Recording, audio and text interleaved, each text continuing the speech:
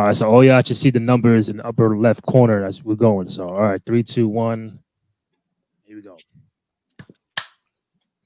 Brand new episode of the Retro Room podcast here on the Ball Is Life podcast network, which you can find on SoundCloud, Spotify, Apple Podcasts, and now on YouTube on the Cruise Control podcast network. As always, I'm joined by my co-host Denny Blanco. I am Denny Blanco on both Twitter and Instagram. Denny Blanco, my man, how you doing? I'm excited. You have no idea. It's Denny's heating up. I don't even want to talk. Go ahead. All right, so we got a jam-packed show today.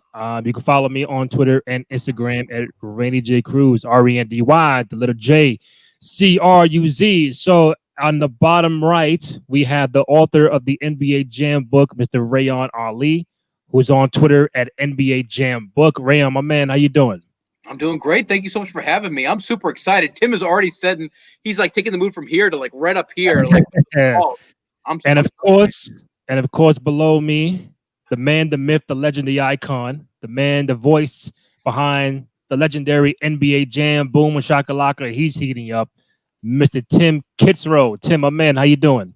Welcome to NBA Jam On Fire Edition with Randy Cruz. Tonight's matchup, Randy and Denny take on Tim and Reyan. Kaboom! And here's the Tim. No good. Like my wife always says, not tonight. Peace out. Oh, my God. Oh, man. Good to be here, Randy. Thanks for having us on. No problem, man. I do want to thank y'all. I definitely appreciate it. This, as much as I'm a fan, Denny Blanco is a little kid right now. His nostalgia is running wild, so I know he's just as happy and thrilled as I am, man. I'm like the Santa Claus for the game players, and it's coming up in the Christmas season now. And when I go to game shows, it's always great to have people come up and they see my banner in the background and they start pointing, going, "Is that him? Is that him? Is that the Boom Shakalaka dude?" They go, "Dude, are you the guy? Are you the Boom Shakalaka guy? Boom Shakalaka!" And they go crazy. Dude, you're the voice of my childhood. It's like, wow. Yep. And Denny, that's the reaction I get. It's such an amazing thing. A simple game. Like, it doesn't get simpler than NBA Jam, especially what I did. I could say, Ugly Sean puts up a brick, grabs the rebound, Monster Jam, 10 hits, and that's it. That's all I did. And here we are 27 years later, and it's ingrained in everybody's brain. And wow. It's great to have been part of something so much fun, so thrilling for so many people. And I had no idea until just a few years ago, really since the 25th anniversary, of how much love, respect, and history that the game really has. So I'm really delighted to be here and know that there are people like Reyan who decided it was worthy of a book. I guess so. Yeah. I really leaned into that NBA Jam thing. 4 years. It's like, okay, I'm all on board on the NBA Jam train. No turning back now. Yeah. The great thing, Randy, about Reyan's book, just right out of the chute, he called me years ago and we did tons of interviews, and I just could not envision, like, who would want to read a book about NBA Jam? What is there to the story? And he tells a story that is so fascinating. I had no idea really what was going on around me, the history of Midway games. He really puts the whole, the flavor, all the characters together, paints a great story. And it kind of works as a, like a thriller and a suspense novel, because, there was so much that went into it that we didn't know was going to happen. Certainly no one knew it was going to be a huge hit. How it came together, how the characters became on fire, the crazy dunks, all of it was almost accidental. So when you read this, in his telling of the story and then talking to Shaq and different people, you go, wow, this really is worthy of a book. And you did a great job telling the story. I learned more from you than I know myself about the whole game and about it. I appreciate that, Tim. Thank you. Yeah.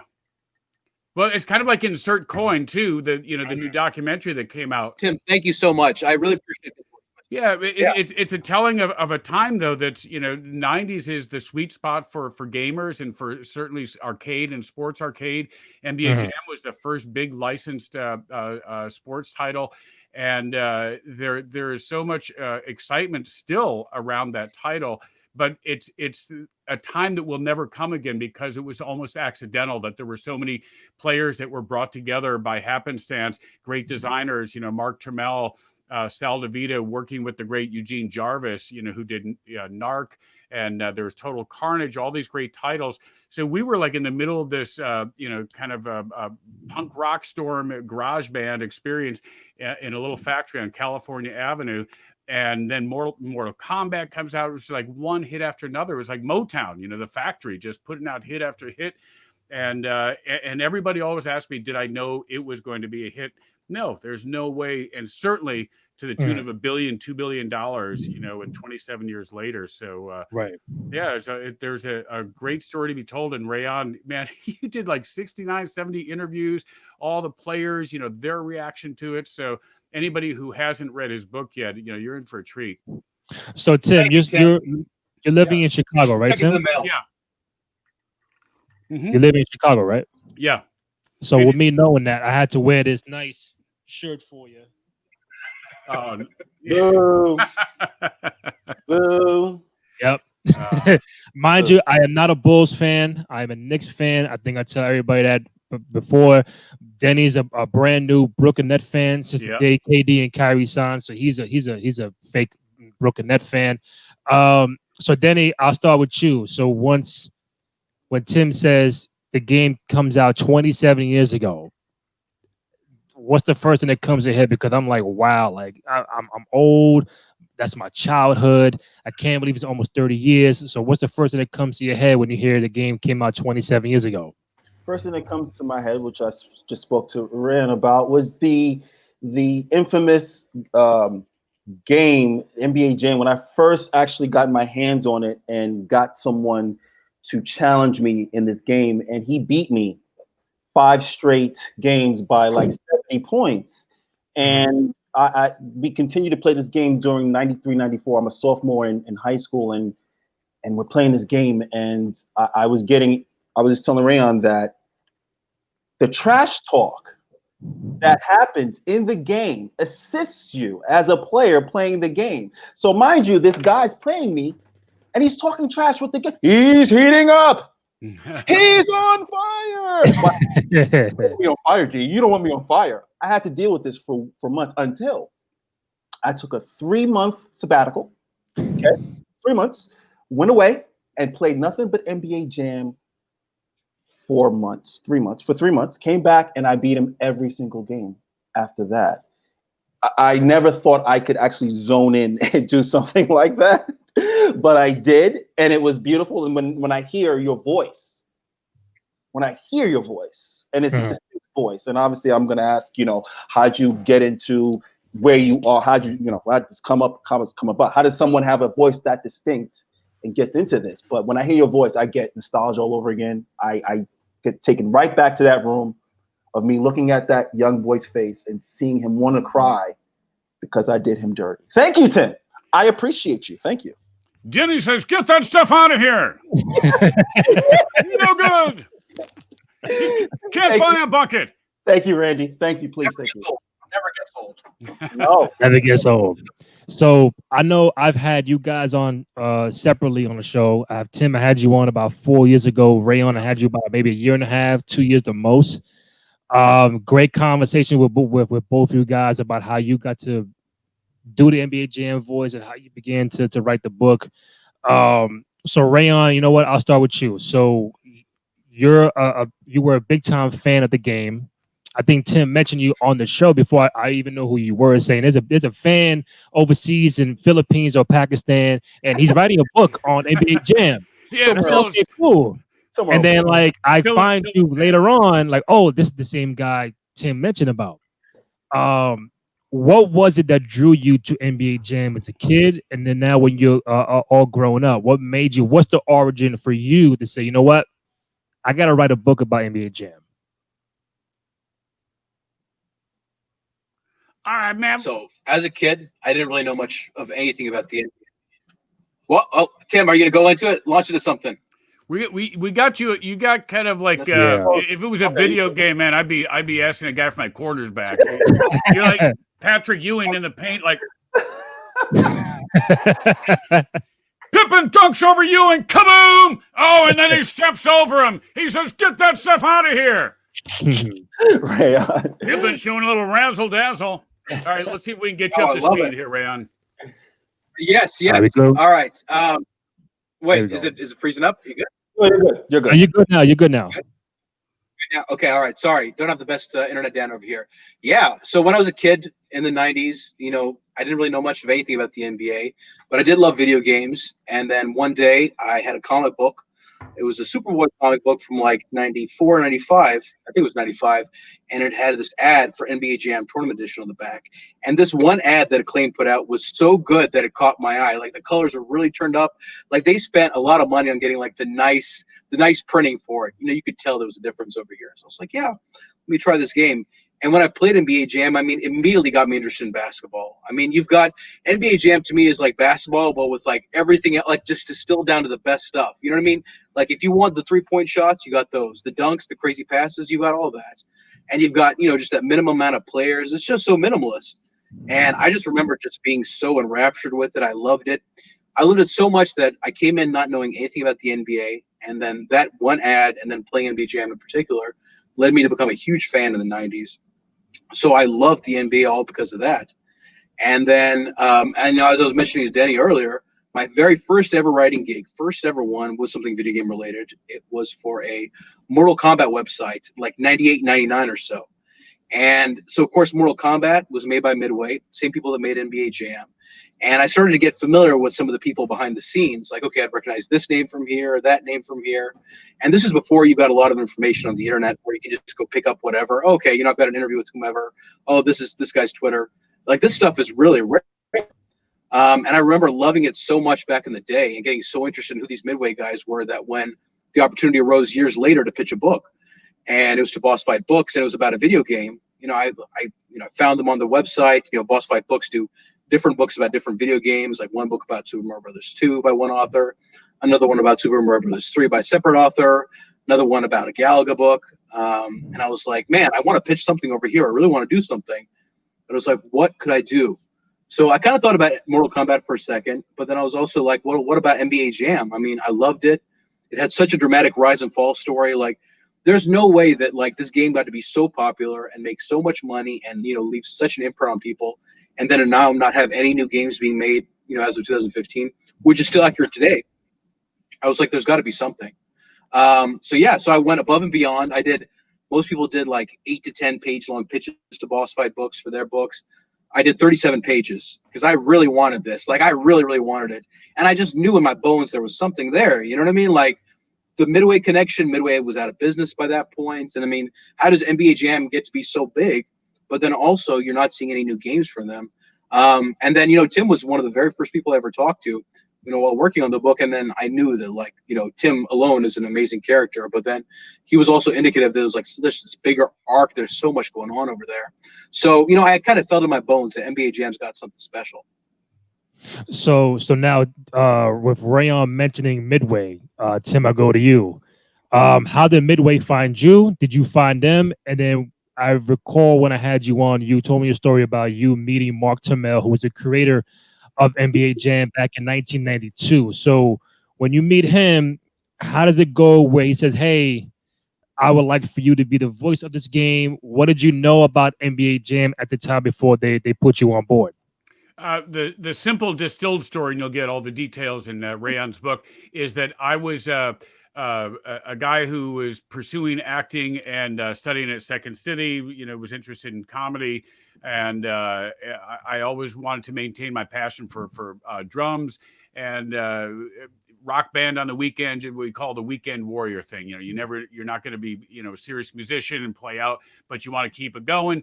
And one of the guys in the group worked out at the Williams pinball company, and he said, hey, we need someone to do Mr. Howell for Gilligan's Island. And I went, oh, Gilligan, maybe we could bribe Conan Lovey. And then they said, well, man, all right, come on in, $50 an hour. And I was like, $50 an hour? I'm like a 10th Avenue hooker, $50 an hour. That was big fat money back then. And then it went on to the Twilight Zone, Attack from Mars, World Cup Soccer. Just on and on. Like, I think I had 14 or 15 titles by the time the video game division was hooking up, catching on fire with all their titles.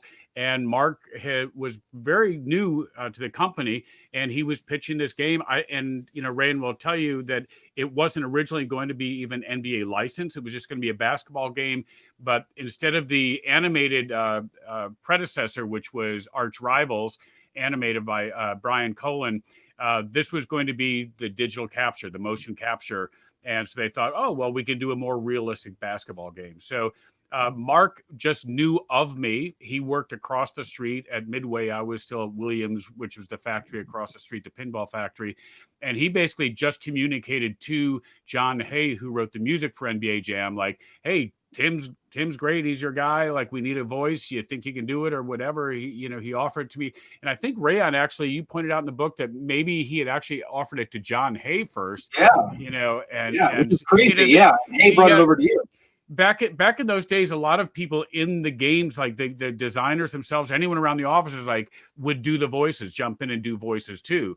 So, John said, no, give it to Tim, or, we like him. He's good, whatever. So I just had the trust, from those guys there. So there was almost no relationship with Mark and I and the team. I remember going over to their office to see a couple frames of, what it looked like. But, I was making the game, not seeing anything. And it was very unusual that way, that he was over there and I was over here. We almost never met. And when that game was done, he said, oh, you did a good job. You want to do NFL Blitz? Like, all right. I mean, it's ridiculous how easy it was in my position once I was there to have this success come to me, because I had a relationship. It was offered to me. They didn't go outside, look for anyone else. So I often say the right place, the right time, but I had the background, the experience, and certainly impressed people with the pinball voices. So really a kind of a matter of, the stars being aligned for me to be in the right chair at the right time. Denny? Okay. It's a very important question, because I thought, I have so many other questions about the Boom Shakalaka and the how they, why they decided to make the guys jump 90,000 feet in the air to dunk. Those are questions that I do have down the line. But one of the most important questions, I was speaking to Reyan about it, was at the time. So at the time, you're going from being the voice on the actual arcade to going to the consoles. Acclaim Video. Right. Now, Reyan mentioned, I did some research, and Reyan mentioned a story about there was a bargaining situation going. Yeah. And I think this is very important for any type of business, because, you at the time, how old are you? I think I was 32, 33. I'm not sure. 32, 33. You're in this business and you're trying to learn. So talk to me about, if possible, the transition from going to from the arcade to the consoles, and what that conversation was when it came down to the business aspect for you. Well, the funny thing is, as I said, this was always just a kind of a on the side gig that was great money, great fun, loved the people out there. I was already, my dream was to Saturday Night Live or something, Hollywood, TV, whatever. So this was just, in the meantime, I'm waiting tables, like, well, $50 an hour is great. Then it got to $75 an hour. I had no idea that these games were really successful. I didn't really know much about the business. It wasn't until I saw something posted on the bulletin board in the cafeteria that said that NBA Jam made $1 billion, that my eyes just about popped out of my head. But I was convinced that someone was just, doing that for effect, for a joke, to boost the morale of the team. But when I found out how successful it was, I started thinking, wow, maybe I should make a little more money. And John Hay said, hey, these guys Acclaim wants to get you. And I said, yeah, they offered me something like $800 or something, or $400, $50 an hour. And he said, tell them 3,000, just threw a number out. And I went, okay. So I told him 3,000. The guy went, well, we understand you were making 50 an hour over there. So we're prepared to offer you 50 an hour, and it's going to be about 8 hours work. So $400. And I just went, kind of like in the movies, like, I don't know if you understood me the first time. I said it was 3,000. Okay, well, how about we give you 75 an hour? Well, let's see, that's about $700. No, it's 3,000. For some reason, I went, no, I'm going to hold on to what John said. And 2 weeks later, they hadn't contacted me. I figured I blew it. And then I end up, they called me back and they gave me the deal. I go down to Kentucky to record and get picked up in a town car. And I'm going out of my mind. So I get a limousine, guy waiting there at the airport, Kitzrow. I'm like, am I dreaming? Is it the Cinderella story? I'm still waiting tables. And I get into the studio, and this guy who is a great musician, now he's a producer with Acclaim. He played with Bowie. He was a keyboard player. He's like a top-notch guy. And he goes, tell me, Tim, he goes, did they try to fuck you over on the money? and I told him a story. I said, I got on the phone. They were basically offering me 400. I said 3,000. He goes, those motherfuckers. They got a $1 billion game, and they're gonna take the lead vocalist off and try to reissue the album. He goes, I told him, just pay. It's 3,000. And what did they do? They sell the game for $60 or $70. They sell 1 million copies. Where they make 60. The money is ridiculous. And so they're trying to save, a couple $1,000. And, it's like the threat is like, I go, well, then go get someone else, and still to this day, believe it or not, a lot of times things work out really well, but still to this day, I will be in that position where someone tries to get me for basically scale, say, well, if you want, you go ahead and find someone else to be Mr. Boom Shakalaka and redo it. Same with EA Sports. When they came to me to do the redo, they lowballed me like 2/3 of what I'd made 10, 15 years before. And I was thinking, well, then we'll go get another guy to sit in the chair. It's like, when do you walk away? It's a tough business, man, no doubt. And so it's always a hustle. And it's always just like trying to stick up for yourself. It's tough business. But I think I made 800, 900 on the original NBA Jam, and the game made the $1 billion in the first year. Randy, before I let you, so before you take the floor, I was going to say thank you, Tim. Thank you. Yeah. And the reason why I'm saying thank you is because it's a great lesson to be learned. Yeah. You stuck to your guns. Yeah. You knew what you had. You knew what the work you put in. Yeah. And you said, no, this is what I deserve. And I had no business saying no financially. Leverage. That's the amazing thing. No leverage at the time, because I should have had leverage because, I could say, well, the game made $1 billion. So do you want to replace, Mick Jagger, the lead singer, you're going to redo the record, but I didn't understand what I mean by no leverage is I couldn't afford not to have a gig, because that was, anything was big money, when you're struggling and when you're, waiting tables trying to next. Then I just went, no, it's, it's about, integrity. It's like, I know that the game did really well. I know I don't have big leverage, but 3,000 is not that much. I'm going to hang on there. And even if I lose it, but it's interesting, then a couple of years later, they went to Marv Albert, and I read in the New York Times that he signs a deal for several games with Acclaim for 100,000. I'm like, and they were trying to get me for 400. And then I got the game back. So it all worked out. Rand, you.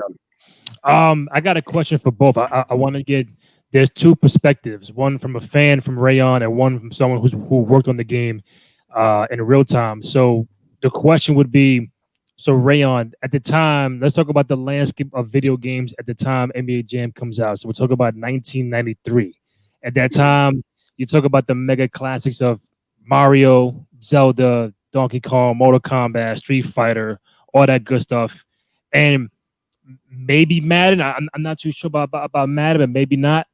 But you already have those household names, and you're coming out with a brand new basketball game that's unlike any other game before that. So prior to that, Bulls versus Blazers, Jordan versus Bird, Double Dribble, Tecmo Basketball, NBA Live is 2 years away from coming out. So for you as a fan, how was it for you to say, you know what, I'm going to drop Mario, drop Zelda, drop Donkey Kong, and I'm going to go to NBA Jam, a 2-on-2 game, not a traditional 5-on-5, is brand new. Was that something for you as a kid you wanted to explore with? Definitely. I mean, to me, there was something really appealing by the fact that you just had so little going on the court in a way. You know what I mean? If you play Mario, you've got one guy that's jumping on the screen. Mm-hmm. Or if you play Mortal Kombat, it's just two people fighting. And one of the things that I really loved about NBA Jam in particular compared to other basketball, and you've got just four people on the court once, and there's so much over there. Oh no, am I cutting out? A little bit. I thought it was my drinking. I thought it was Yeah. Give it a half hour. Give it a half hour. Yeah. I mean, NBA Jam was such like a layup, though. I mean, in terms of like when you see it, and especially when you see the arcade version, when you see that you've got actual digitized heads in there, like you can play as the players. That was a big deal back then. And there were so few games that had licenses for entire rosters. Like usually you'd see like Bulls versus Blazers, so just the Bulls and the Blazers, and I think there was maybe some other teams, but the whole emphasis was on those teams. But with NBA Jam, I mean, you could go and play NBA Jam in Minnesota, and you could play as your favorite team, or you play as. I'm not sure if you had. Well, who was on the T Wolves in NBA Jam? Maybe Isaiah Ryder. Yeah, and Gugliata. Yeah, it was he. No, he was the first one. He was the Bulls in the first one, I think. But yeah, it's like you can go any place and play as your favorite team. Like there's something real special about that. And I mean, NBA Jam was just so obviously so special. And especially when you get the players on the court and it's so simple, like just 3 buttons back and forth. I mean, it's just very addictive. You know what I mean? And it's very, it immediately satisfies whatever need you have to see something cool. Like, oh my God, I saw a crazy dunk. I heard this crazy sound effect. Like all that happens so fast. So, but for someone like you, the game was more of it had more of an educational component because now you're understanding who these players are and what teams they're on in the league. Definitely, yeah.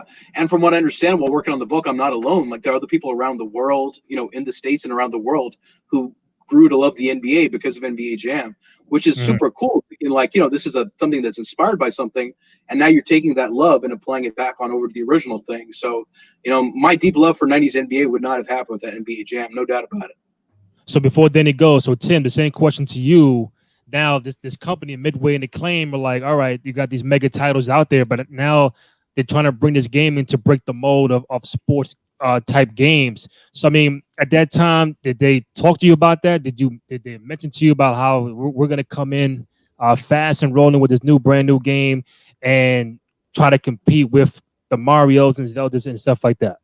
Well, that's the beauty, the simplicity, maybe that will never happen again. It was as simple, as straightforward, just like the game, just like, it was just, here it is, do it. There was no pre-planning, there was no meetings, there was no talk. It's just John and I had a relationship go in, and it was the point where I'm just reading down my list. Well, I'm a guy who's like at the gym 4 or 5 days a week at the Y playing basketball.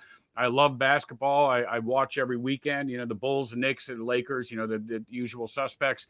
And so I'm just like channeling everything I got in me from, my game maybe that day or the game that I watched over the weekend.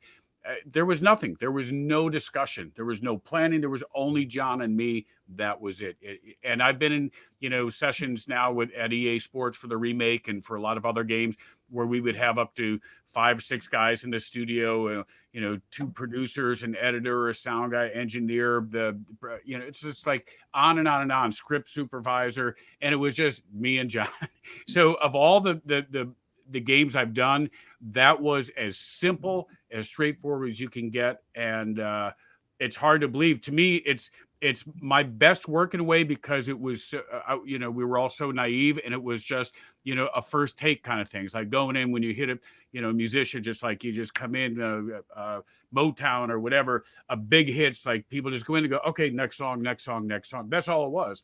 It was no big plotting, and the games I've done subsequently, tons of work for me, tons of writing, lots more time in the studio, lots more talk about it. And I'm proud of those titles as well. But that first one simply just is like woke up, fell out of bed, and that was it. Denny? The boom shakalaka. When I say it, my shoulders shimmy. True story.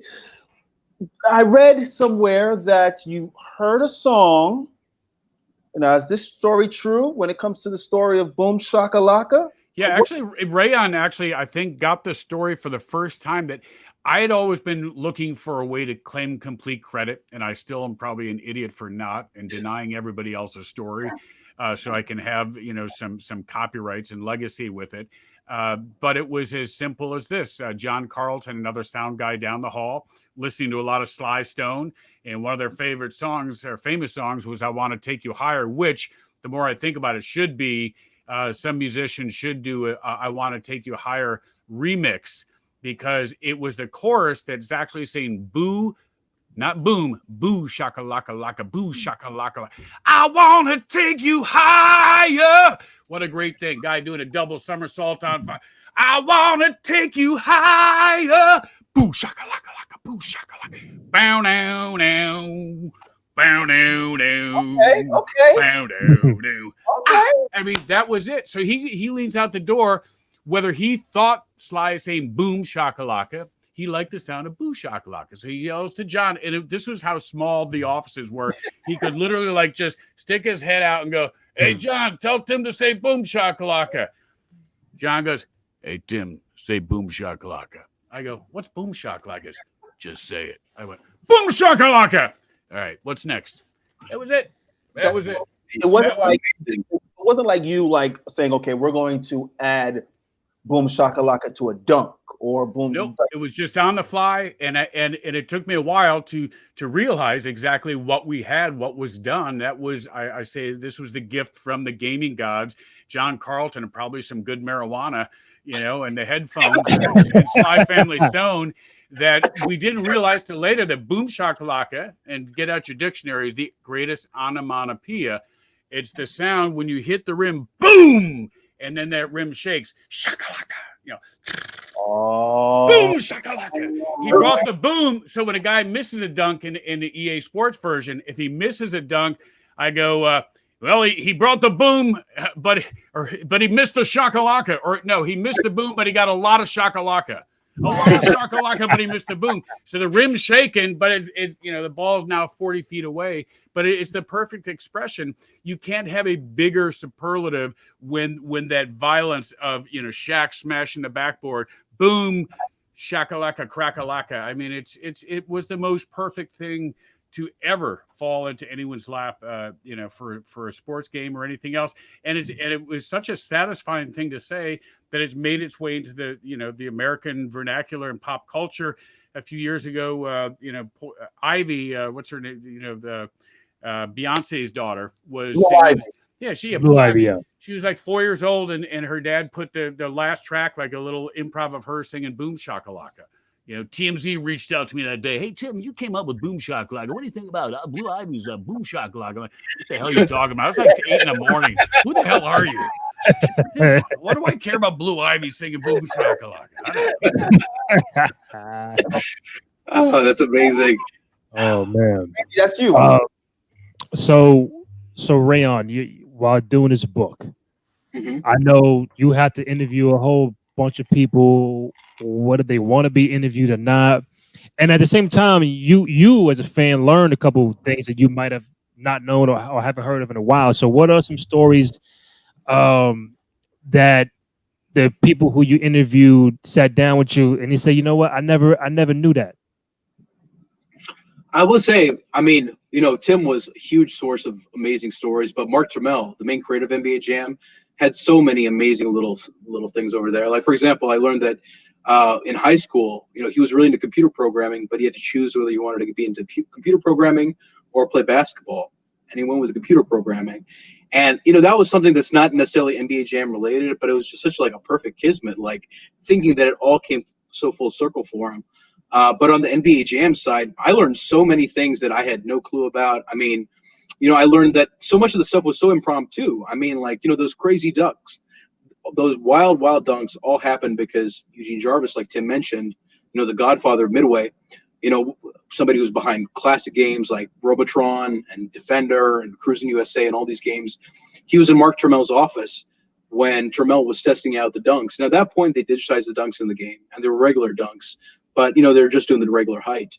And then Eugene Jarvis, somebody who spent years in the arcade business trying to find ways to get quarters out of people. Like, what can you do to really grab somebody's attention if they're just walking past a machine in the arcade?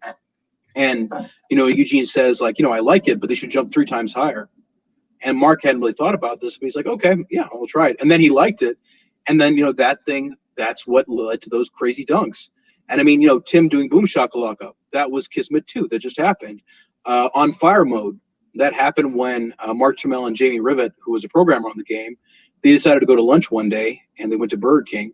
And on the way to Burger King, they were trying to figure out, like, what can we do to spice up the game? Like, NBA Jam was pretty long at this point, but what can we do to add something else? And then Jamie Ribbett, this programmer, who, you know, he's not like this is somebody who's not like a, you know, huge guy at Midway or anything. He's just somebody who loves this project and works on it. And he loves smoke effects in games and putting like fire effects in there. He's like, how about some kind of fire mode or something like that? And then, you know, these two went over to Burger King and had lunch. And at this one lunch sometime in, you know, 992, 93, or 992, they came up with He's on Fire, like over a lunch at Burger King. And that just blew my mind because, I mean, this is the thing. This is how these amazing things happen in the world sometimes. You know what I mean? It's not like every huge hit is planned. Every big thing is going to happen. In Reyan, I think what I remember from your book too, which is, like I said, I learned so much about it. Part of the reason was, though, Mark was always looking for ways, it said, to get the next quarter out of a person. Exactly. So when he heard him mention fire, he goes, I'm looking for something that certainly if a team is down, that they can always stay in it to keep them not walk away from the game. They want them to put in the next quarter so they have a chance to catch up. If they heat up, they go on fire, then they get hit a few in a row, they're right back in it. So it was like this power up kind of thing, you know, like in other video games, through heating up and on fire. It was brilliant, you know. Absolutely, yeah. I mean, it's like in real basketball, Marv Albert would say about Vinnie Johnson on the Pistons when he come against the Bulls, it's the human microwave. Vinnie Johnson is heating up. You know, he's on fire. And all of a sudden he hits 6 shots in a row and they're right back in it. So it's mimicking, you know, art, you know, mimicking real life, that, and then just throwing the extra graphics, you know, which is great. Like years later, Nate Robinson had 23, 24 points in the fourth quarter. And I think it was against the Celtics or maybe Cleveland, one of the great playoff performances ever. And he goes, I felt like I was in NBA Jam. I heated up. I was on fire. I couldn't miss. It was great that an NBA player, Nate Robinson, is like, he was out there thinking NBA Jam, and we could all see the smoke, the fire, how he was heating up. So that was a beautiful moment to read that in Chicago, to see that performance even better. So it's funny Reyan mentions Mark Turmel. It's funny Tim mentions Vinnie Johnson. So before we got on the air, Denny mentioned Detroit Pistons. And I remember Tim was on the show years ago, and he laid out the story for me about, and also Reyan too, how, and plus you guys can tell Denny the story about how the creator, so Denny, the creator of NBA Jam, was a big time Pistons fan. And who was the biggest rival for Detroit at the time? The Chicago Bulls, right? Yep. Makes sense. It's coming. Okay, so now I'll let either Reyan or Tim. Reyan, you take this. I'll preface it first of all by saying that originally, when they went out to test the game, they had all the players of equal performance. They didn't have attributes specific for players. And they noticed when people were playing, one guy said to another, he goes, hey man, don't take the ball near Stockton. He'll steal it, because he can really steal the ball.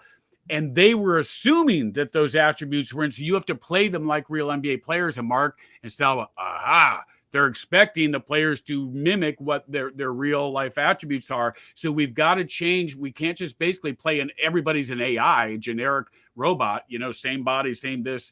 So that's when they started to give the different attributes.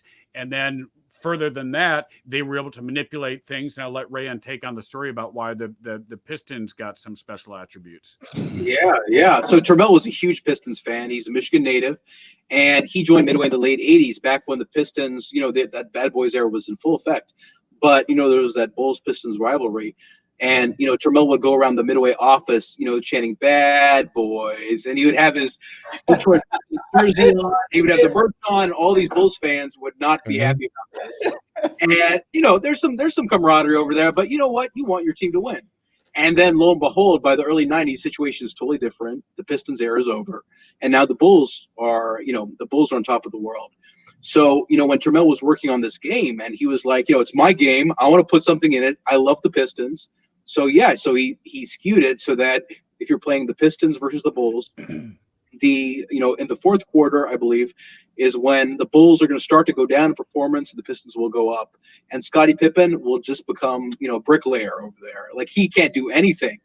And it was just this crazy thing that Turmel programmed in the game, because he's like, you know, it's my game. What are they going to do? And wasn't it really specific? Like in the last shot, last few seconds, or certainly the last shot, your odds of making a shot as the Bulls went like down to nothing, and almost anything you threw up on the court, wild shot, could go in for the Pistons. It was specific to the Bulls?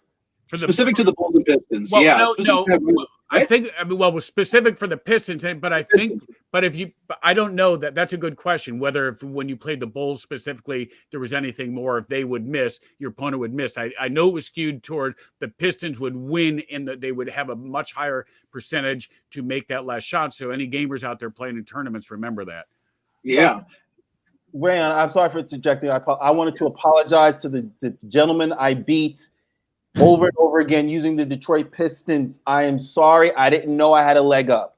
Wow. Arcade version. If you're playing a home version, that code might have not been in there. So you know what? Your victory is still legitimate. You never know. You know the takeaway from this point, and why I love the book so much, when it allowed me to go back and really look, why is NBA Jam such a success, and now we're talking about it, is that how many things we just talked about were basically accidents, improv, on the fly things that happened. No fire originally, no somersault dunks, no high dunks, no boom shakalaka, no special attributes to players. It would have just been guys running around. So all that stuff is happening in the moment, in real time. No bosses looking over the shoulders. It shows you each guy was always, searching. Everybody had their own special something to add to that soup. And there was also big arguments. Sal DeVita did not want the crazy over the top dunks because he was thinking of it more of a sim game. Big arguments. And finally he was like, okay, I see it, or whatever. They compromised. But just how the creative process works, where butting of heads and accidents, as that painter Ross, what's his name, says on PBS. Bob Ross. Yeah, Bob Ross. Happy accidents. Happy That's accidents. Right. That's right. Ooh, shakalaka. This is a happy rim. Secret characters. Yeah, there were no secret characters there until that came afterward as well. Like everything about secret characters. Like, let's let's have our own little stamp on the game. Let's put some of our heads in the game, face in the game, and everybody, the weird ones, the fedora, that it was all a bunch of like, you can't sit down before you make a game. Like today, if you're putting $30 million into a budget for a video game, well, all the suits and the money guy, everybody's got an opinion. You sit around like, well, what's it going to be like? And like, everything has to be spelled out. You don't have that room for creative freedom, improvisation. NBA Jam wasn't even supposed to be an NBA title, Reyan. They weren't even thinking of the license. Mark was just going to go, wow, we can do, digitized, motion capture players. And you tell the end of that story about how the NBA, that's another thing. I mean, it took Roger Sharp, who was the marketing director at Midway at the time. He was the one responsible for putting together that deal with the NBA. He spent 9 months convincing the NBA to sign off an NBA Jam. 9 months. And then, of course, as soon as it came out at that All-Star weekend, and I think it was 93, at the NBA All-Star weekend, there was all these NBA Jam cabinets. Then the NBA representatives were there, and they could see for themselves just how big this was. But, that was a lot of work to get there. And, you take something like that for granted. Oh, yeah, NBA Jam seems like it would obviously at least, it would be a good game. It would do something. And then, that was just but it was they were well into the project. And this shows you how much people were left alone. It's like, you guys are the songwriters, you're the game designers, you go in your hole and create this game. They came back showing him some, the game, and he goes, well, it's got to be an NBA, right? You've got to do an NBA license. And Mark was like, what? Well, I thought that was too expensive. He was thinking, oh, I didn't know we could do an NBA Jam, an NBA license. And Roger's like, it's got to be an NBA license. So they were kind of like maybe looking out for the overheads. Like, we can't afford an NBA license. And Roger's, no, it's got to be one. So there's another kind of like, had someone else been at the head of the company, not been as aggressive, it's like, okay, it's a good basketball game, like Arch Rivals or something. You got the motion capture. It's like, no, got to be NBA. And then the story is how to the 11th hour, they almost didn't get it, So a lot of things happened to make the perfect storm for this game. Well, since you guys mentioned license, and me and Tim spoke about it a while ago, I don't know if Denny knows the full story. So Michael Jordan, right? So the big thing about Jordan not being in the original game, Players Association license. Right. So I'll let Tim lay out that story, because that goes into Gary Payton, that goes into Shaq, that goes into Ken Griffey Jr., and not just Michael Jordan. So, Tim, lay out why Jordan was not in the original game. Well, he and his team opted out of the players licensing agreement. Most NBA players, like, once they sign on, the NBA can do anything with their likeness, anything else. And, Michael, obviously his people anyway, realized that, his name, what he brought to any product that his name and your likeness was going to be associated with, was going to be, worth $1 billion, and they said, no, you can't have them for free. So he opted out. That was their decision. And then the game became so popular and he's so competitive that he's seen everybody and all the other players playing it at the time. So he gets his agent to call Midway, talk to Mark. And it's like, we need a special version for Jordan because he wants in. And then they, Gary Payton, same thing. It was his rookie year, so he wasn't chosen yet. He was in later versions anyway, but he wasn't in the rookie year. And being the competitive guy he is, like, he couldn't stand, seeing people play NBA Jam, right? And they're like, where's Gary Payton? I got to play as me.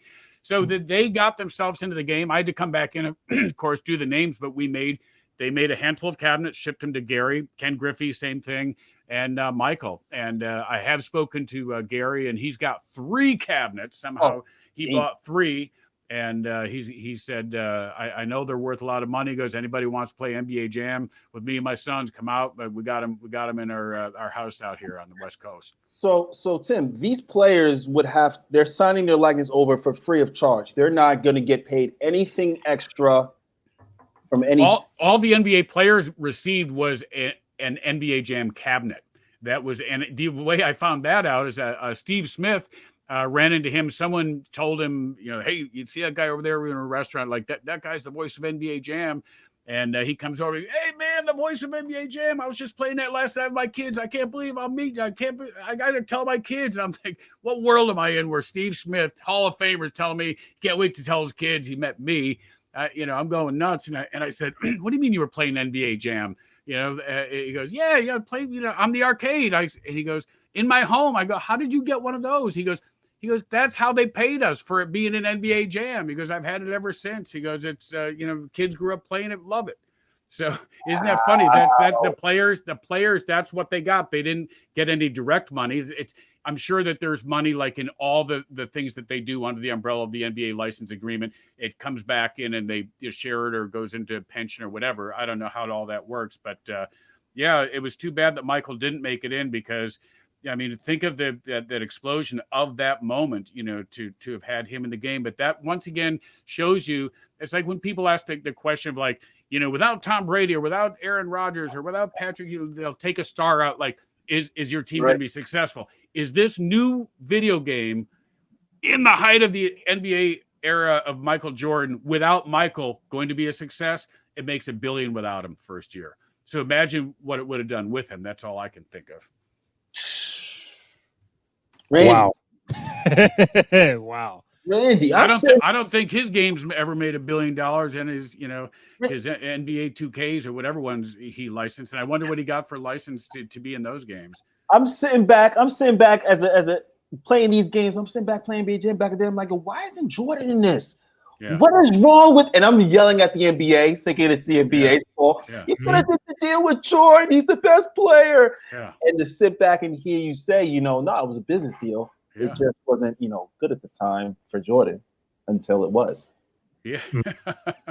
My hope is to get the NBA Jam original cabinet, either get it on loan from Gary or, Mark Trammell actually has I think they're called EPROMs, which is basically like the hard drives for the arcades, with those original Jordan, Griffey, Payton games. And I've been after him to try to, put together a cabinet that we can put on loan to different places across the country. There, of course, video arcade museums and, take it to, shows, whatever. But more importantly, I want to get it into the Hall of Fame. And to have, them have a special exhibit, say, here's in the 90s when the NBA blew up, here's the moment, the video game culture that now, kids don't understand. It was not a part of sports culture, but, Madden, NBA Jam, those are the ones that just blew the roof off and brought everyone in. But it would be great to have the Holy Grail Jordan game there, a lot of artwork, everything else, the story of NBA Jam, and you can actually see him play the Jordan version at the Hall of Fame. It would bring in a lot of revenue and get a lot of press. So that's one of my goals. So Tim, how long before you realized that this game is not just a game, it's a global phenomenon where kids all over the world are just playing this game nonstop? Like, how long did you sit back? I know you did the vocals, you did your thing, and you sat back like, all right, now what? And what, within a year, 6 months, you feel like NBA Jam is the biggest thing on the planet? Well, first of all, except for, going out and seeing, occasionally I would stop in the arcades just to, wanted to see it. It was fun to be able to see people play it. I knew it was popular, but still had no perspective. It really wasn't until years later. I thought, everything was dead in the water, because after I did Blitz, Slugfest, and Hits, my 4 Major League Sports titles, then the company was going downhill, and all of a sudden I was out of a job. Like, they stopped, doing those games. And, contracts fell apart. I was supposed to do another Blitz, another Slugfest, Hits. And I'm like, oh, the arcade business is over. I'm done. It's all Sims. It's all Madden. It's all NBA 2K, EA Live. And so I'm just basically, one of those guys, a singer who had a big hit, and then 10 years later, it's like, oh, well, that the kids aren't into that music anymore. So I went, well, that's it. And then when EA called me back to do the remake in 2010, and I show up out there, and there are 30 people on the team with cameras and posters waiting for me to sign. And the producer going, I hope you don't mind. I was like, hope you don't mind. It's like, I just got dragged out of the gutter, go back here and talk. Once again, that Cinderella thing, which is what it's like. I was part of one of the biggest pop culture things, but then it was just gone. You can be a big, star, rapper, TV star, whatever, you have your hit, but 10, 15 years later, sometimes a month later, people move on. And I thought that's what happened. So to go back and have all these guys like, so glad to meet you. And can you sign this? Can you sign that? And the fact that EA was getting behind it, I went, well, there's something here. And through the next few years, as the 25th anniversary came up, I was able to reach out to different people and ended up getting a ESPN hashtag NBA Jam Day, NBA Jam Day for the Clippers, working with the NBA, interviews all over the place because of the 25th anniversary really just blew it up. Then I started to go to trade shows. So it wasn't until all those years that there was perspective and history of what a classic and iconic game, and really my role in the game. I never thought that much of it. It's like, it was good. I did a good job, but I've done a lot of other games too. So it's nice to know that it really had more of just a casual passing impact that people have now completely forgotten about. So Tim, before I go to Reyan and then he goes, is it fair to say that without NBA Jam coming on board, thinking in retrospect, without NBA Jam, there is no NBA Live, there is no NBA 2K. With you guys laying down the format of how successful this game could be, although it's 2-on-2 game, but without that blueprint, NBA Live, EA is like, all right, we can't do that. Or NBA 2K and Sega, we can't do that. So do you think you guys laid the groundwork for Live and 2K following that? I think Denny, Reyan, yourself would be able to answer that better. I know that Ballers was another successful kind of level, because once Mark and Midway had lost the license for NBA Jam, we had to think up new titles. We did Hang Time, we did Showtime, Ballers. And Ballers really appealed to people because taking in the exotic locations and doing things. But I think the Sim thing was kind of on the march anyway. That was going to happen. That was as technology grew, like you could get the likenesses, you get the full team experience, the stadiums. I think that was going to be on the march anyway. And as people went to the home consoles as opposed to arcade, I'm sure that there was some aspects that they were inspired by, but I think they're completely different animals in the long run. So I don't know. So Reyan, what do you think? Do you think without NBA Jam, there's no Live and there's no 2K following that? I think it would have happened. I don't think they would be the same. I think that for the NBA, from that business perspective, I think NBA Jam was one of the first times they really understood just how big this was. And I mean, NBA Jam was such a monster success that, I don't think necessarily NBA 2K, NBA Live, et cetera, came from that, because like Tim was saying, the Sim thing, that's kind of its own beast. And I think that was on its path. But there was a whole bunch of NBA Jam knockoffs, in terms of there was all these games that people don't really talk about anymore, but there was a huge wave. I think there was a game called Jam It. There was, there were all these games, I can't even remember most of them off the top of my head, like tiny games, but that would go in and then just rip off that NBA Jam style game. Like there was a Space Jam game that came out that had the NBA Jam style. Then there was College Slam that Acclaim put out that Tim did the voices for, that was clearly inspired by NBA Jam. And NFL Blitz, NHL Hits, Slugfest, that whole style of sports games. I mean, EA had their EA Sports Big license when they had NFL Street, NBA Street. That was clearly their take on Midway. So I'm not sure about the sim games, but definitely, I mean, NBA Jam opened up in a huge way. Like Midway realized that NBA Jam and that style of arcade sports was going to be a huge golden goose. So that's when they started doing, WWF WrestleMania, NHL, Open Ice, NHL Hits, MLB Slugfest. All of those is because of NBA Jam. Because I mean, they made a couple sports games before NBA Jam, but I mean, there's nothing like that. I mean, NBA Jam stands head and shoulders. Yeah, I have to interject.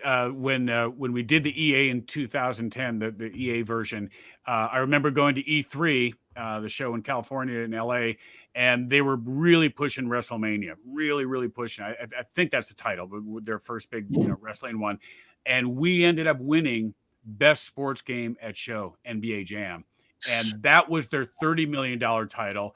We were maybe a $10 million arcade style. And they were so reticent to get behind NBA Jam because, like, within their own sports brand, we were Cannibal eating the one that they really wanted to be the monster. And to get that notice, they never pushed us. They never put us on TV. They never did strong marketing. And they kind of I think that the word was from people that they were kind of afraid that it would even kind of cannibalize the EA Live. So what they originally did is said, okay, we're going to throw NBA Jam in as a freebie. When you buy NBA Live, you're going to get this fun NBA Jam redo arcade. But then they had technical, glitches, problems. They couldn't release EA Live, but they kept the price tag still $60 or $70 for NBA Jam, which really soured a lot of their fans, and rightly so. It's an arcade title. They were told it's going to be free. Now they're getting it for $70. Then the next year they drop it to 20, 25. So it was a marketing disaster. How they remarketed, rebranded, they just kind of went, someone clean up this mess. All right. Well, it was so unfortunate because it had all the makings of, and that was just, we did 2 years of it. Think of if they had really worked at it in the 25th anniversary, now how the NBA is known for the great duos. Every team has a duo. There's always an article, well, who should go what team and who are the power duos? It's an NBA Jam culture right now. Who's your two bigs? Who's your two superstars?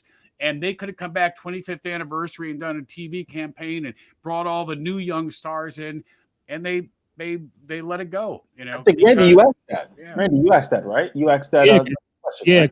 So before we got on, and then you go after me. I was like, I think I asked both of you guys on the show, like, every year 2K comes out, the 2K 19, 20, 21, and it's all right, and you update the roster with the rookies and everything. And I'm like, what is it that's stopping NBA Jam for being a game that comes out every year and you add the new players, the rookies, trades are happening? Who doesn't want to play with LeBron and Stephen Curry and Kevin Durant, Kyrie Irving in an NBA Jam format? So I never really understood why NBA Jam does not come out every year the same way that 2K does. Makes no sense. It doesn't compete. To me, it doesn't cannibalize. The sim experience is different. You can be a huge fan of EA Live, NBA 2K, but you know what? In the middle of that evening, you're playing that. You go, hey guys, let's take a break and play NBA Jam. Before it's because it's that quick fix. It's a different style. And yeah, who wouldn't want to play with big head LeBron and KD and all the the superstars of today, updated roster of Zion, and me coming up with new dialogue for each guy, a specific character, dialogue for each guy. There's so much unexplored territory. It was so exciting to hear that One Up Arcade was coming out with the redo, the small cabinets, nice, for archival thing and historical things, but it's the old game. I was saying, like, where's the new title? And there was supposed to be an option on that title this last September that I knew someone was working at trying to get the title and to do a whole new jam. And I suppose that EA just did the sub-licensing agreement with One Up Arcade, which is great, but I have nothing to do with it. They're just taking my old album and putting it out again. I'm not getting a penny from it. you know, and I'm not putting any creativity into it. Like, let's do a new one. You know, there's room for both. Do the one-up arcade, but let's do a new one and let's do it right.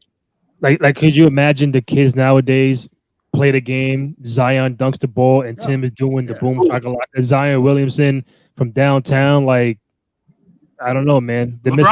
LeBron, all you can do is get out of the way and hand Zion his diploma because he just got his NBA degree from dunking on you. Boom shakalaka.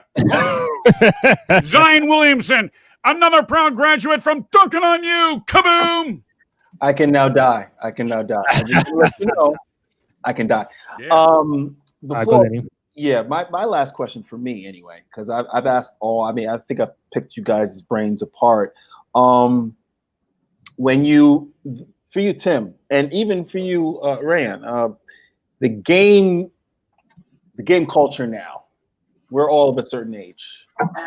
Could you even have imagined where it was? Like, I knew the game culture would be big, but with the advent of the internet, and I'll pass it off when I say this, right? I told my parents a couple weeks ago. I spoke to them. I said, you lied to me. Amongst other things, you lied about a bunch of things, but you lied about a very specific thing, and I have some words for you. I said I could have got paid playing video games.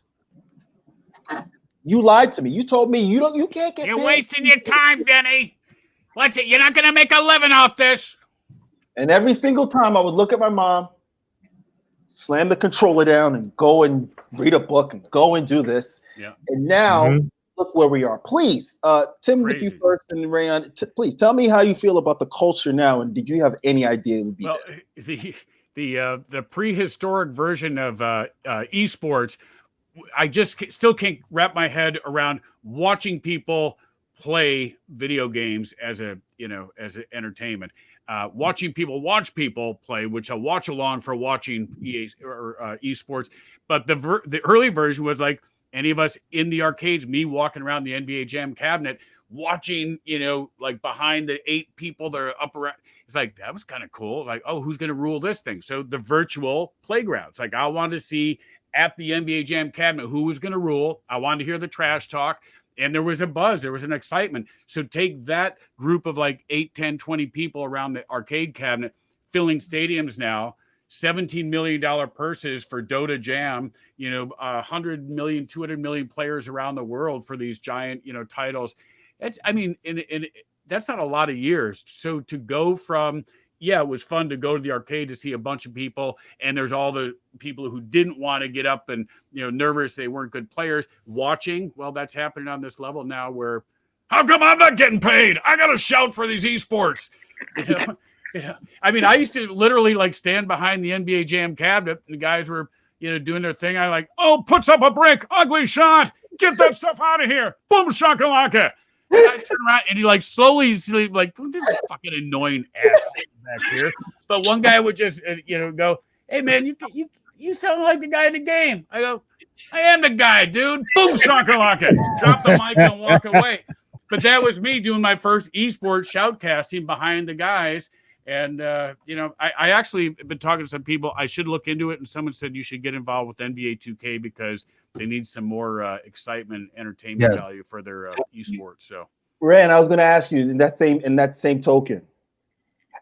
Obviously, we've come from the actual arcade game.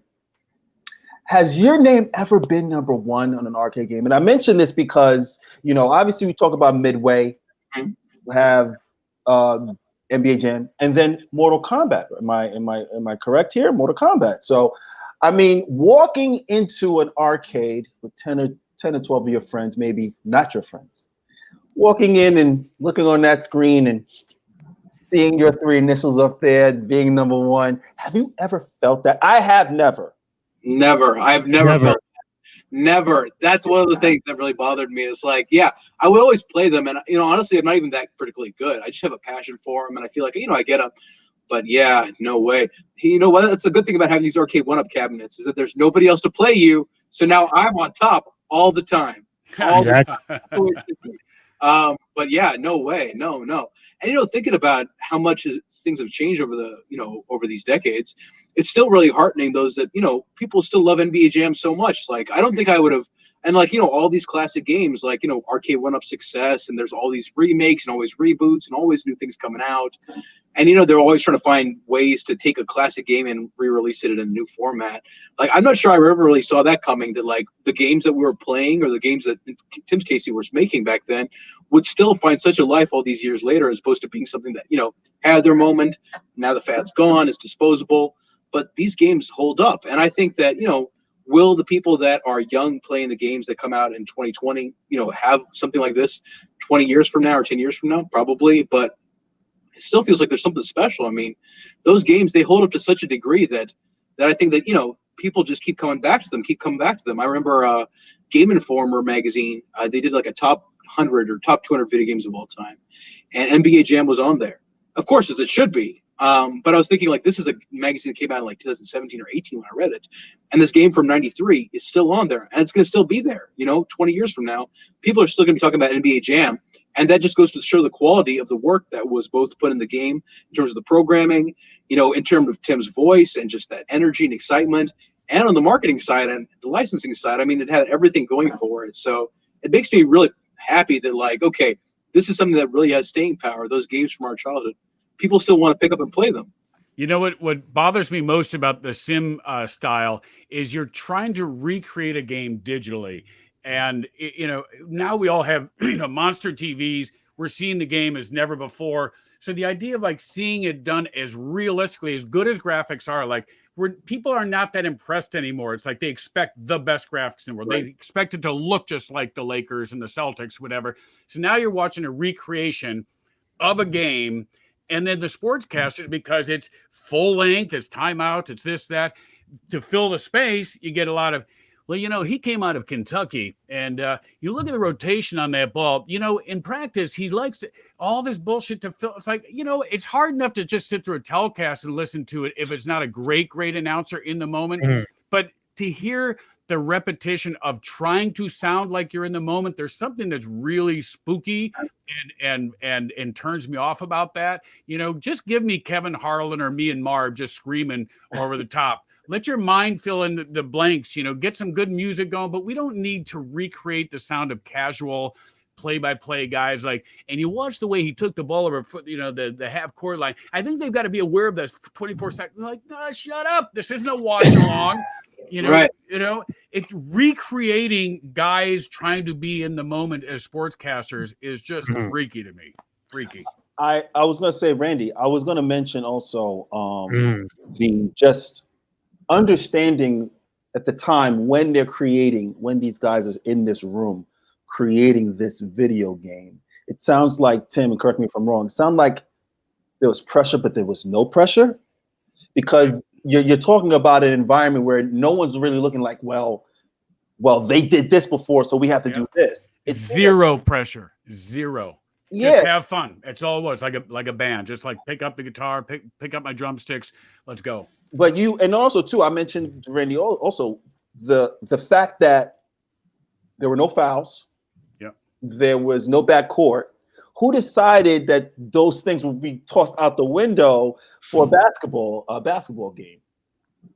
Well, Reyan Mark must have done that because he realized for the pace of the game, we couldn't slow down, we couldn't take fouls, we couldn't have this, and then he allowed that one thing. Like sometimes it's goaltending, but it's not if you whatever the little rules in there.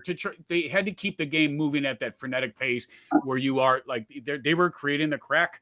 The video game crack. It's like you had to stay hyped, and then you had to feel it like, do, put that quarter in. It's like, got to get that next fix. So anything that would slow the game down was not a good thing. And that Mark is always paying attention to pace and pace and pace.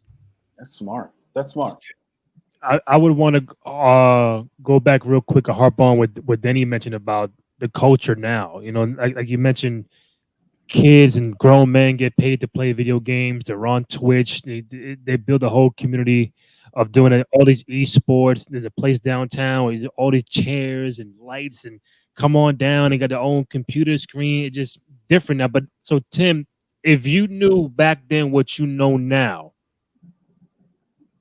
and if I said, like a fill in the blank kind of thing.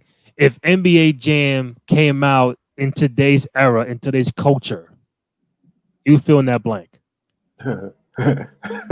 I've been driving a very nice car.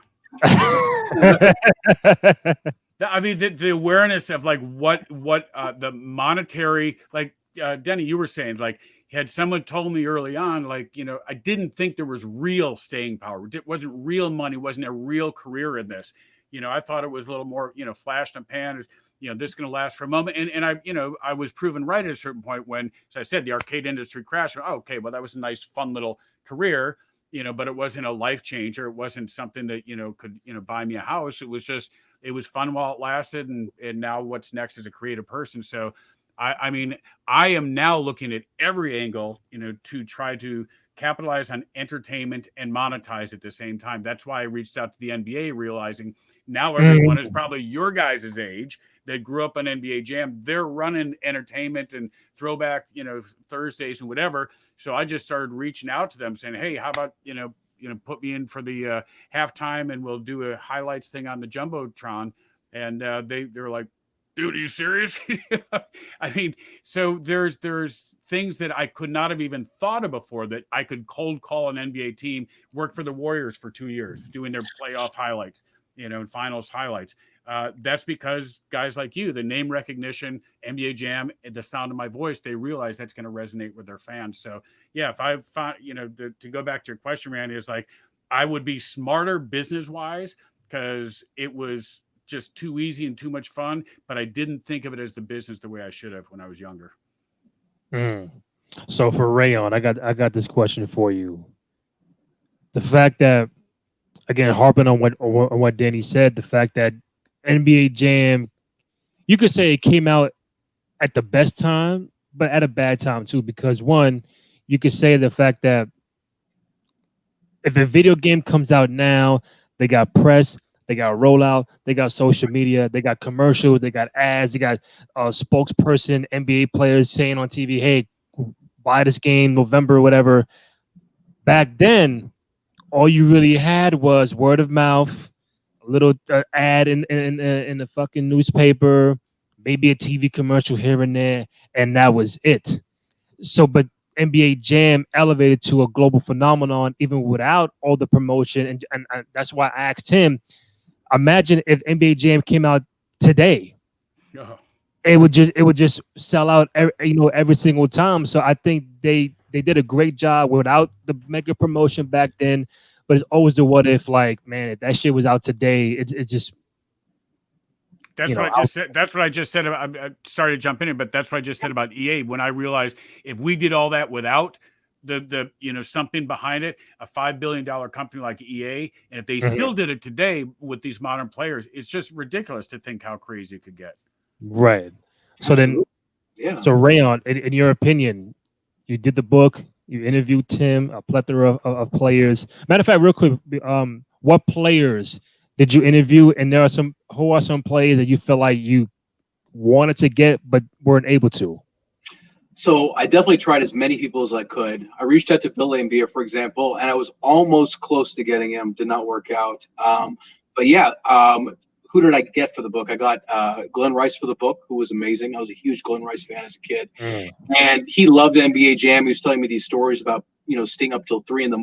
playing NBA Jam at his house because he had an arcade cabinet, telling me stories about waiting in line at a Miami arcade to play NBA Jam when it came out with everybody else, to play as himself. And I was like, what an amazing visual of like standing in line to play as yourself in 1993. But yeah, I got to talk to Shaq for the book, which was amazing too. And Shaq, another real deal NBA Jam fan. I mean, he is somebody who, like, he did a pretty good impression of Tim. He did a boom shakalaka himself. And, you know, he was telling stories about how he would always play as 3-point shooters because that isn't what he could do in real life. So for him, it was a different kind of wish fulfillment. Like, you know, we play the game to like do crazy dunks and do all this. But for Shaq's case, like, he wanted to play it to, you know, to be Chris Mullin, to shoot that 3, to beat Reggie Miller, which is crazy. I mean, thinking that, you know, you're playing against these guys, you're a professional athlete, one of the most famous in the world, but you get so much fulfillment and so much excitement from this game that you are losing yourself in it. And yeah, when I talked to Shaq, he had all these crazy scores about he's like, oh yeah, you know, I beat somebody like 200 or whatever, something like that. Did he play? Yeah. Did he play as Skiles? I forget who was his go-to guy for 3-pointer. He played as Orlando, but as Skiles. Yeah. Oh, yeah. No, he played as I think he played as the Warriors actually. Then yeah, with Mullen. Yeah, with Mullen. I think it was Tim Hardaway. Was the other person. Mullen. Yeah. And I mean, just like hearing that from players was amazing. And there were so many other little bits and pieces I picked up throughout the book. Like Patrick Ewing, another NBA Jam fan. Sean Kemp, he had an NBA Jam cabinet for sure. He loved the game. Gary Payton, as Tim mentioned. Larry Johnson, he had 2 NBA Jam cabinets at one point in North Carolina, one at his house, and he had his mom's house next door. So he had one at his house and one at his mom's house. And I mean, just like these amazing things. Like these are people who like, this is your life. This is your career. You know, in some cases, like Shaq, you're super duper famous for it, but you get so much excitement from it that you just lose yourself in the game. And that was one of the most amazing things about that to me. But yeah, you know, another one I tried to get was Muggsy. Did not get Muggsy, but you never know. Someday, if I ever do a re-release of this book, I'm going to try to get Muggsy that time. So who? I'm sorry to jump in, but it's so cool for me to hear those stories because when we were talking about why it was so popular, these guys are in their prime. They're in their early 20s for the most part.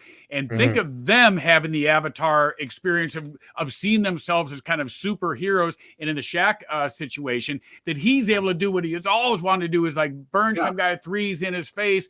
And he became that guy. And, you know, if you're a superstar, you know, you're not going to, you know, how today everybody wants to be, you know, musicians, rappers want to be athletes and movie stars. Everybody wants to cross. Well, then they could be themselves on the big stage of the arcades. Like everybody's playing NBA jams. Like, hey, want to go play NBA jam? I'm in it. You know, I'm in it. You know, and Glenn Rice, like, who's got next? Me, Glenn Rice. That's me. That's right, bitch. Yeah. FYI, IYF, that's in your face. Kaboom.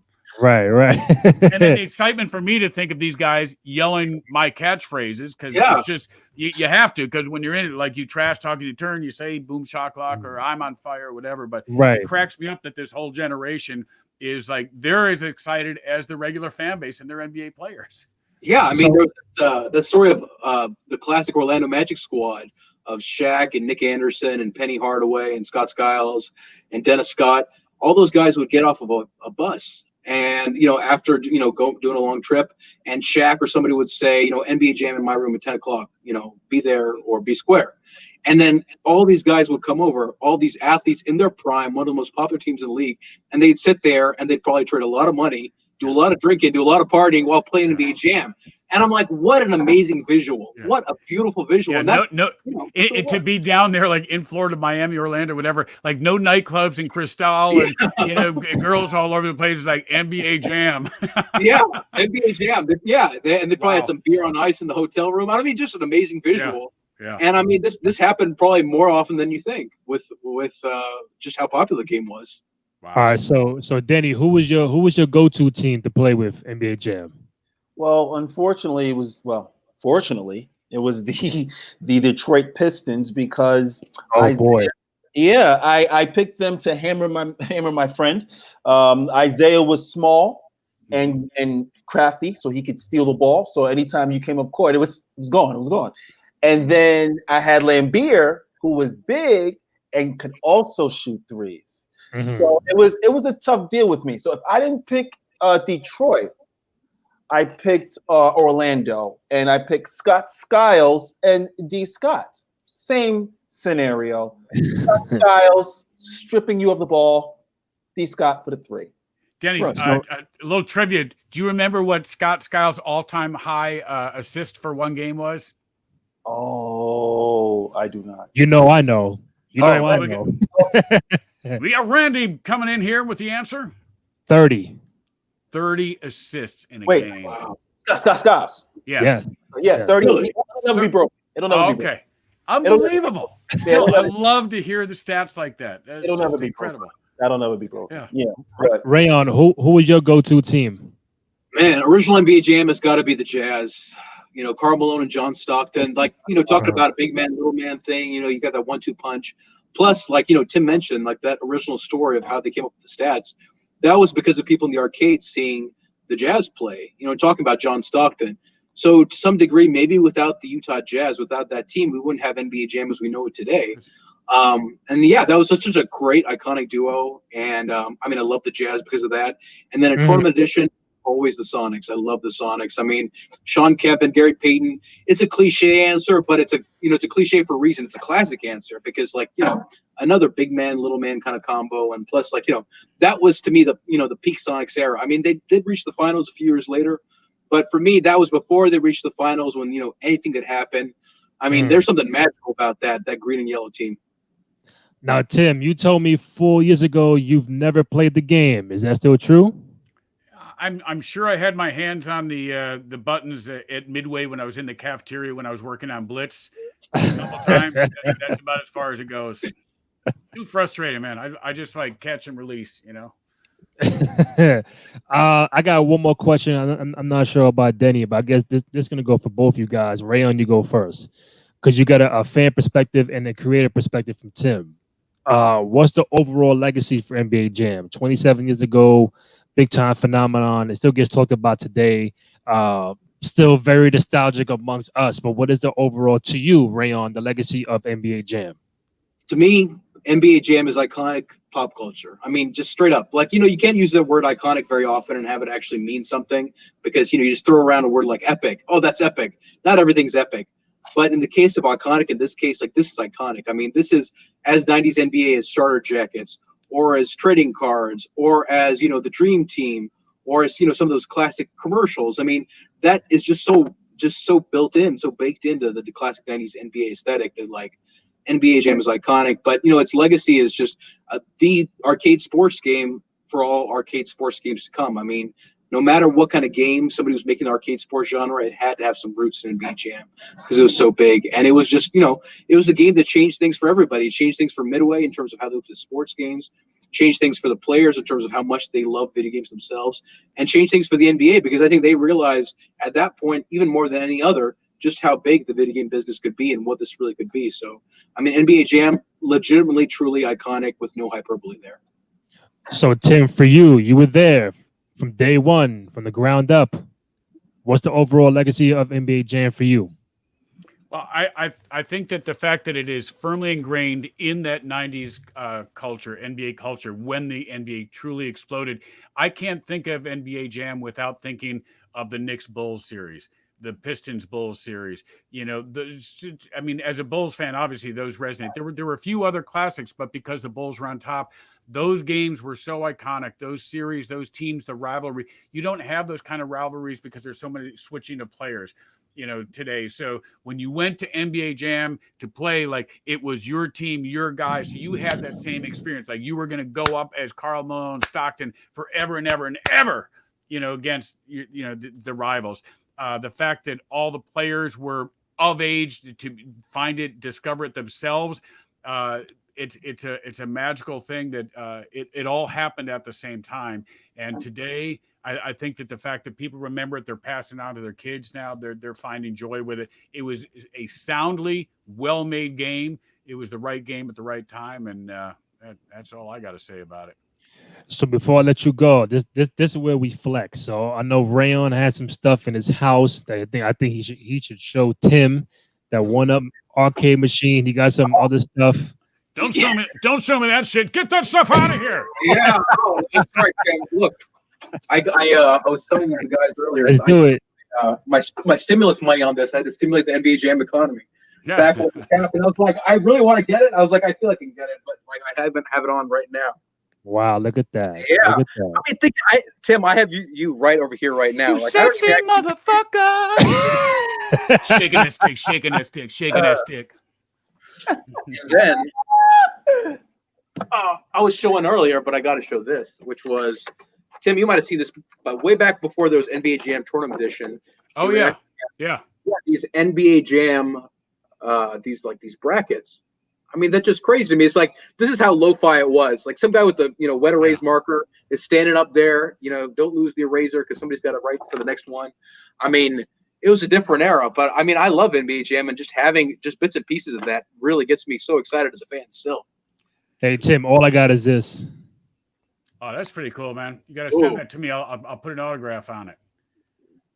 He might not get it back, Randy. I know. I'm thinking like, I only have one. They played it in this house. Denny, any more before we wrap it up? Or you I'm good? I'm literally thank Tim and Reyan for coming on. Look, wait, what is that? Oh, I got. It's my superstar card. That's Wait, Tim. wait. There you are. There you go. Superstars of the video game industry. Wow. It's Christmas time, so if anybody wants to surprise a friend, an old NBA Jam player with a voice shout out from me, I've got a website called whosaidwhatnow.com, and you can find all this at my Twitter site or timkitzrow.com. So I've been sending a lot of fun stuff, birthday, Christmas greetings to people. So if you want a little razzle dazzle in your stocking, call Mr. Boom Shakalaka, timkitzrow.com. Kaboom! That's right. Reyan Ali, the author of the NBA Jam book, on Twitter at NBA Jam Book. Denny Blanco on both Instagram and Twitter at I am Denny Blanco. Tim Kitzrow at Tim_Kitzrow, KITZROW. And for myself, Randy J. Cruz, RENDY, letter J, CRUZ on both Instagram and Twitter. You can find the podcast again on SoundCloud, Spotify, Apple Podcasts, on the Ball is Life Podcast Network, also on YouTube at the Cruise Control Podcast Network. Gentlemen, thank you, man, and I appreciate it. Thank you. Hey, man, happy holidays. Great to be with you all. Stay safe and drink up. That's right. Yeah. All right. Cheers, fellas. All right. Baby. All right. Danny, what you got? Water? You got water. We got the water here. The water crowd. There we go. You notice Danny and Rayon's column got the waters. Me and Tim got the little other stuff going on. And Randy, that at the buzzer, the nail in the coffin. The show is over. Boom shakalaka. Thank you, Guys, fellas. have a great holiday, man. Thank you. You too. All right.